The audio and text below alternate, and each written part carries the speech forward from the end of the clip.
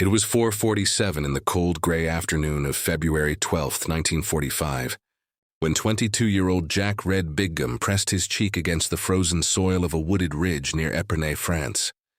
The snowmelt had turned the ground into a damp carpet of mud and frost that soaked into his jacket, chilling him down to the bone, but he didn't move. The air was dense and sharp, carrying the mingled scents of wet pine needles, cordite, and the metallic sting of far-off artillery. He lay perfectly still, feeling the pulse in his neck slow down, his breathing becoming the only rhythm he could afford to acknowledge. Jack wasn't just another infantryman. He was a quiet, deliberate marksman in the 4th Infantry Division, 2nd Battalion, 3rd Infantry Regiment. And that afternoon, hidden beneath the twisted shadows of a shattered pine, he held in his hands a rifle that wasn't like any other on the line. It wasn't standard issue. It was his. A Springfield M1903A4 with a strange, hand-built scope mounted on top, a scope cobbled together from broken scrap metal, glass from a cracked Bosch and Lomb microscope, and a scavenged ring from a German artillery fuse. It was a ridiculous, fragile thing by Army standards, but Jack trusted it more than anything else in the world. Long before the war reached him, before the Ardennes froze over, before he had ever seen a Panzer tank through fog, Jack Bighgam had grown up in Marshall, Kansas.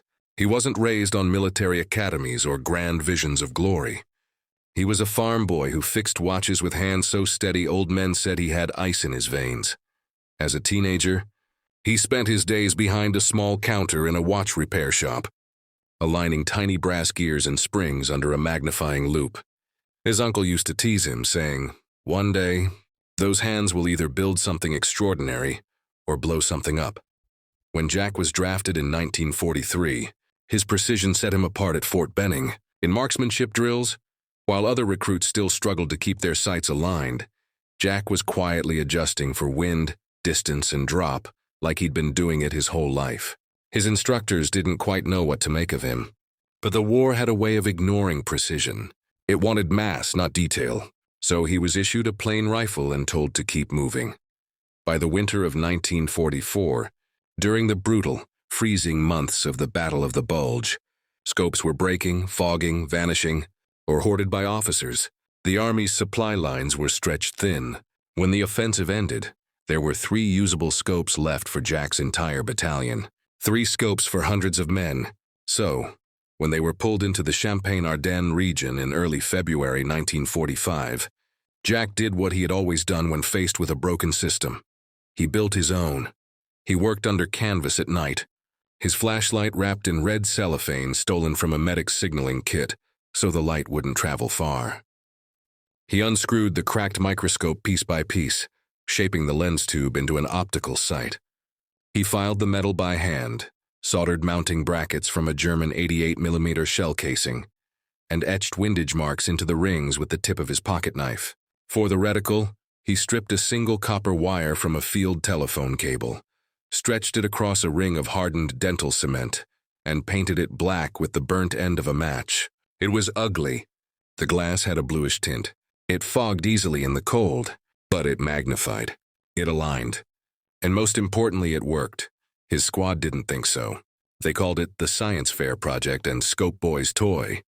One soldier laughed so hard he nearly dropped his helmet. Another muttered that the contraption would probably explode on the first shot. Even the platoon sergeant shook his head and said, "You're gonna die out there playing scientist." But Jack didn't build it for their approval. He built it because standard issue wasn't good enough. He spent night after night on Red Hill, a clearing just beyond camp, firing at rusted helmets nailed to fence posts, 200 yards, 400, 600, and eventually beyond 1,000. He learned how the lens drifted with temperature, how the light refracted through its imperfections, how to hold the shot against wind. He kept notes in a small ledger tucked into his breast pocket. Numbers, angles, adjustments. A personal manual no one else cared to read. On February 10th, scouts reported an increase in German armor movement near Bois de Léon Ridge, Panzer IVs, the backbone of the Wehrmacht's armored units. Jack knew their shape before he ever saw one through the scope. He had studied diagrams in training manuals and wrecks on the roadside. The rear hull was always vulnerable. The fuel intake caps, The exposed jerry cans tied to the back. If he could put a round into that soft spot, not the armor, not the turret, he might set it ablaze. Maybe not destroy it outright, but slow it, disrupt it, make the crew panic. In war, panic was often more powerful than firepower. The next day, Lieutenant Colonel Harris summoned Jack into the command tent. He looked him over like a man inspecting an unreliable engine. "I hear you've been playing scientist with a rifle," Harris said flatly. "Yes, sir," Jack answered, calm. "You think that thing of yours can hit anything past 400 yards? "I know it can, sir." Harris didn't nod. He didn't smile. He handed Jack a map and tapped a spot with his finger.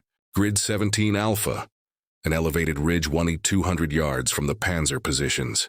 "You'll go before dawn, no backup. No second chances." Jack just nodded. That night, he moved alone through the freezing dark. He carried his Springfield with the handmade scope, 40 rounds of match-grade ammo, 2 canteens, wire cutters, and 1 chocolate bar. No sidearm, no illusions.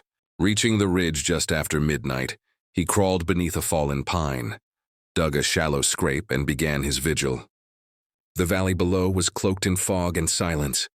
For hours he lay there, the world narrowing to the beating of his heart, and the distant clatter of war somewhere far beyond the tree line. Just before dawn, a faint growl reached him. Through the glass, the Panzer IV emerged from the mist like some kind of beast. Steam hissed from its exhaust. The loader climbed out with a jerry can and began refueling. The crew believed they were safe. No rifleman in his right mind would take that shot from this distance. Jack wasn't in his right mind. He was prepared. He lined the fragile crosshair over the jerry can, 1,200 yards, 3/4 of a mile, a target no bigger than a lunchbox.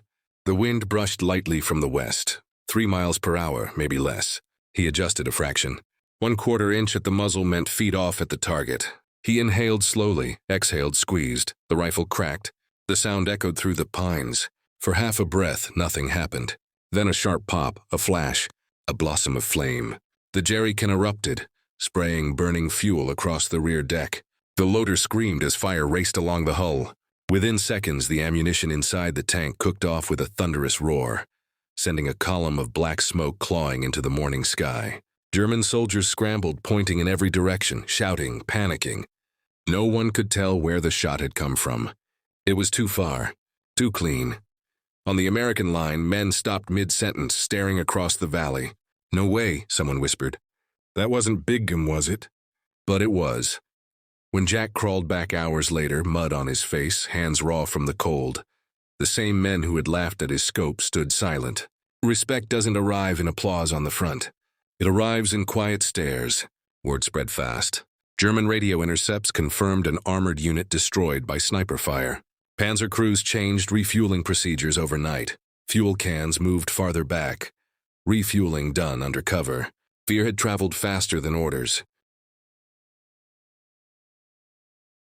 The next morning, Jack sat at a wooden table while officers leaned over his rifle like curious scientists. They asked him about the scope, the range, the math. He laid out his notebook. His once mocked contraption now had the full attention of men with silver bars on their collars. "Can you teach this?" Harris asked. Jack said yes. Within a week, he was training hand-picked riflemen on how to improvise with precision, how to think, not just shoot. Soldiers from other battalions came to look through the scope. They frowned at its ugliness, blinked at the blue tint, and then nodded slowly when they saw how clear the view was. The war didn't stop because of one shot, but something shifted. In a war of mass-produced weapons and industrial might, a farm boy from Kansas had proven that one person's stubborn innovation could ripple through the battlefield. German crews refueled differently.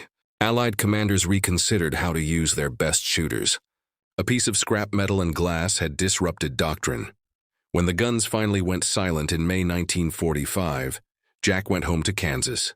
His parents had left his workbench just as it was. The same screwdrivers, the same magnifying loupe, the same notebook with scribbled numbers about bullet drop and wind drift. When neighbors asked about the war, he just smiled faintly and said, "I did my part." But the rifle came home too, locked away with the handmade scope still attached. Scarred and scratched, but whole. Years later, in the 1950s, Jack was asked to speak at a veterans gathering. He didn't brag. He brought the rifle, placed it on a table, and told the story. Not just of the shot, but of the laughter, the sleepless nights, the fragile scope nobody believed in. He said it was never about the scope. It was about believing I could make something better, even when no one else did. His design was never officially adopted, but his story made its way into after-action reports, into whispers in sniper schools, into the margins of doctrine. The Army learned. They began to train snipers not just as shooters, but as thinkers. Vehicle vulnerability identification became standard. Optics programs expanded. By the time Korea and Vietnam came, American snipers weren't afterthoughts. They were strategic assets. Jack never asked for credit, but history has a way of remembering the stubborn. His rifle and scope rest today in a glass case at the Kansas Military History Center, beneath a faded photograph of a young man with grease-stained hands and steady eyes. Most visitors walk past without noticing, but some stop. They lean closer, read the caption, trace the scratches on the metal, and understand. This wasn't a story about a weapon. It was about a mind refusing to accept good enough. War is written in numbers. Battalions, tanks, sorties, bombs. But sometimes it's written in a single number. One man, one scope, one shot, one ripple. And maybe the real lesson isn't about war at all. Maybe it's about what happens when the world tells you something can't be done, and you do it anyway.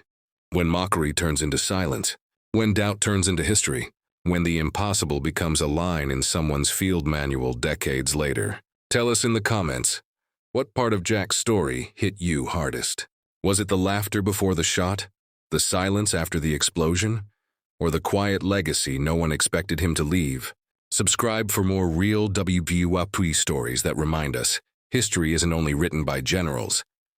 Like this video if you believe one person's idea can change everything, even in war.